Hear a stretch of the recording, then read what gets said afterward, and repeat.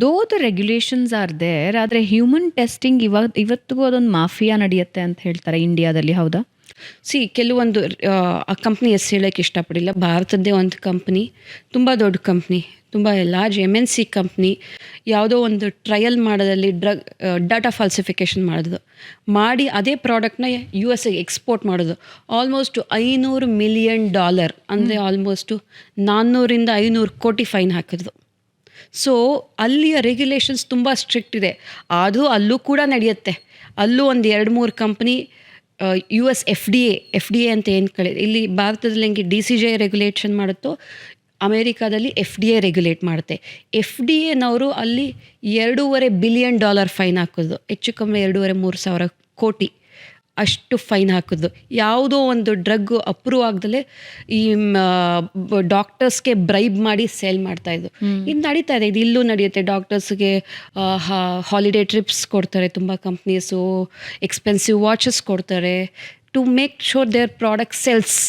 ನೀವು ಯಾವುದೇ ಡಾಕ್ಟರ್ ಅದು ಒಂದು ಪರ್ಟಿಕ್ಯುಲರ್ ಬ್ರ್ಯಾಂಡ್ನ ಒತ್ತಿ ಸೆಲ್ ಮಾಡ್ತಾರೆ. ಪ್ರಾಡಕ್ಟ್ನ ಮ್ಯಾನುಫ್ಯಾಕ್ಚರ್ ಮಾಡೋಕ್ಕೆ $100 ಆದರೆ ಡಾಕ್ಟರ್ಸ್ ಮ್ಯಾನುಫ್ಯಾಕ್ಚರಿಂಗ್ ಕಾಸ್ಟ್ $100 ಇದೆ. ಅದನ್ನ ಸೆಲ್ $2,000 ಯಾಕೆ ಮಾಡ್ತಾರೆ? ಡಾಕ್ಟರ್ಸ್ ಫೀಸು ಅಂತ ಹೇಳೋಕ್ಕಿಂತ ಡಾಕ್ಟರ್ಸ್ ಕಮಿಷನ್ ಹೋಗುತ್ತೆ ಅಲ್ಲಿ. If it is sold in medical shop ಅವ್ರದ್ದು ಸ್ಟಾಕ್ ಎಷ್ಟು, ಸೂಪರ್ ಸ್ಟಾಕ್ ಎಷ್ಟು, ಇಲ್ಲೆಲ್ಲ ಈ ಥರ ಒಬ್ಬೊಬ್ಬರಿಗೆ ಕಟ್ಟಾಗಿ ಬರುತ್ತೆ basically. But many of the medicines 20-30% commission doctors have. ಅಂದರೆ ಇವೆಲ್ಲವೂ ಕ್ಲಿನಿಕಲಿ ಪ್ರಾಪರ್ಲಿ ಟೆಸ್ಟೆಡಾ?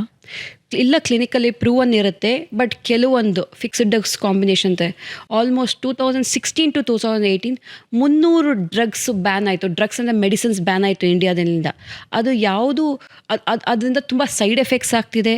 ಅದು ಇರಬಾರ್ದು. ಲಾಟ್ ಆಫ್ ಕಾಫ್ ಸಿರಪ್ಸು ಇದೆಲ್ಲ ಇರಬಾರ್ದು. ಬಟ್ ಆದ್ರೂ ಕಂಟಿನ್ಯೂಡ್ ಯೂಸಸ್ಸು, ಅದಕ್ಕೆ ಪ್ರಾಪರ್ ಕ್ಲಿನಿಕಲ್ ಸ್ಟಡಿ ಡೇಟಾನ ಸಬ್ಮಿಟ್ ಮಾಡಿಲ್ಲ.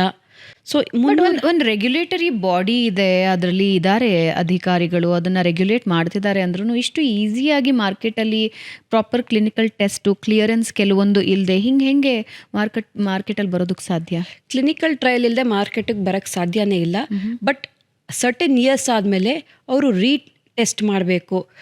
ಟೆಸ್ಟ್ ಮಾಡಿರೋದಿಲ್ಲ ಅವರು, ಮತ್ತೆ ಟ್ರಯಲ್ ಮಾಡಬೇಕಾಗಿ ಬರುತ್ತೆ. ಸರ್ಟೆನ್ ಕಾಂಬಿನೇಷನ್ ಯೂಸ್ ಮಾಡಿರ್ತಾರೆ, ಆ ಕಾಂಬಿನೇಷನ್ಗೆ ಟ್ರಯಲ್ ಮಾಡಿರಲ್ಲ. ಫಾರ್ ಎಕ್ಸಾಂಪಲ್, ಇದಕ್ಕೆ ಪ್ರಾಡಕ್ಟ್ ಹೇಗೆ ಟ್ರಯಲ್ ಮಾಡಿರ್ತೀನಿ, ಅದ್ರ ಜೊತೆ ಇನ್ನೊಂದೇನೋ ಆ್ಯಡ್ ಮಾಡಿರ್ತಾರೆ. ಆ ಕಾಂಬಿನೇಷನ್ಗೆ ಟ್ರಯಲ್ಸ್ ಮಾಡೋದಿರಲ್ಲ, ಆ ಕಾಂಬಿನೇಷನ್ಗೆ ಸರಿಯಾದ ಡೇಟಾ ಕೊಟ್ಟಿರಲ್ಲ. For example 200 patient study trial ಬೇಕಾಗಿರುತ್ತೆ, ಬರೀ 50 ಜನಕ್ಕೆ ಬಜೆಟ್ ಉಳಿಸೋದಕ್ಕೆ 50 ಜನದ ಮಾಡಿಕೊಟ್ಬಿಟ್ಟಿರ್ತಾರೆ. ಓಕೆ. ಸೊ ಈ ಥರದ್ದು ಸ್ಟ್ರಿಕ್ಟ್ ರೆಗ್ಯುಲೇಷನ್ಸ್ ಕೆಲವೊಂದು ಕಡೆ ಫಾಲೋ ಮಾಡಲ್ಲ.